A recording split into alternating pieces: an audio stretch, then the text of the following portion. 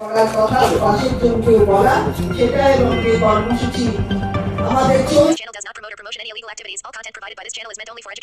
পঞ্চায়েতের বাদে 124টি গ্রাম পঞ্চায়েতে আমরা এই সংঘবদ্ধ শপথের মাধ্যমে আমরা বাড়িতে বাড়িতে গিয়ে যেটা করার কথা পাশের জনকে বলা সেটা এবং যে কর্মসূচি আমাদের চলছে 45 দিনে সেটা 4 ফেব্রুয়ারি শেষ হবে। আমার বলা ভালো যে আমাদের প্রশাসনিক জেলাতে মানসিকতাকে আমরা ধিক্কার জানাই।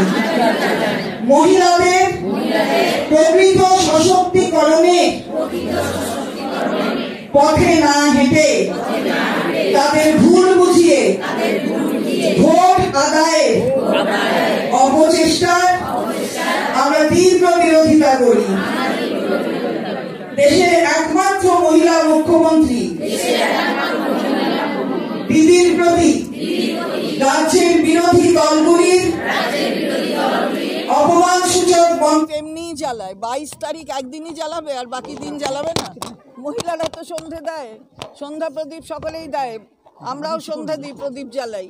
তো আমাদের এই ধর্মীয় আচরণ বিজেপির কাছ থেকে শিখতে হবে না। তৃণমূলের মহিলারা সেদিন কি কর্মসূচি নিচ্ছে? সেদিন তো ইতিমধ্যেই বলা হয়েছে সংহতি মিছিল আমাদের দলের থেকে ডাক দেওয়া হয়েছে 22 তারিখে, সেটা নিশ্চয়ই কুচবিহারে করবে এবং সেখানে মহিলারাও থাকবে। আজকে মহিলাদের এটাই বার্তা যে কেন্দ্রীয় সরকার মহিলাদের ভুল বুঝিয়ে যে প্রকল্পগুলোর কথা বলে তার একটারও বেনিফিট সুবিধা মেয়েদের কাছে পৌঁছে দেয় না। বেটি বাঁচাও বেটি পড়াও, সেখানে একটা টাকাও মেয়েদের জন্য বরাদ্দ নেই। স্কিমও উঠে গেছে কিন্তু সেটা নাকি এখন দেখলাম সব স্কুল কলেজের ইউনিভার্সিটির সামনে সে সব লাগাতে হবে দেখলাম।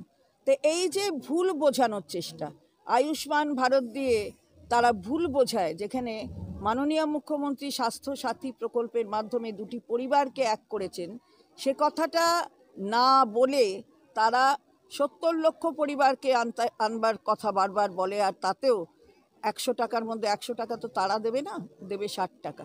তো 40 টাকা দিতে হবে, দিয়ে প্রধানমন্ত্রীর ছবি রাখতে হবে। এই যে ভুল বোঝানো মেয়েরা কিন্তু ভুল বোঝে না, কারণ মেয়েরা জানে যে কোথায় কি করতে হবে। দেখলেন না যে একটা নতুন সংসদ ভবন, সেখানে আপনি কোনোদিন শুনেছেন কিনা জানি না, আপনি তো অনেক ছোট, আমার বয়স অনেক বেশি আপনাদের চেয়ে, আমি কোনোদিন শুনিনি স্মোক ক্যান। সেও শুনলাম, তাহলে কি করে হলো স্মোক ক্যানের এই ঘটনাগুলো কি করে হলো? বললো মেটাল ডিটেক্টর দিয়ে ওটা ধরা যায় না। তাহলে আপনি যে make in India, digital India এসব বলেন, তাহলে মেটাল ডিটেক্টরের বদলে যে এই যে প্লাস্টিক ডিটেক্টরের দরকার সেটা আপনি বুঝলেন না কেন? তাহলে এই যে ব্যাপারগুলো ভুল বোঝানোর চেষ্টা, সংসদে 33% পাস করিয়ে নিলাম কিন্তু কবে হবে কেউ জানে না, কারণ জনগণনা হয়নি। তো মানুষকে ভুল বোঝানোর এই জায়গাটা থেকে যাতে মেয়েদের কাছে গিয়ে সেটা বলতে পারে, এই বার্তাগুলোই দেয়া। লক্ষ্মীর ভাণ্ডার লক্ষ্মীদের হাতে গেছে, অর্থনৈতিকভাবে আমরা চাঙ্গা।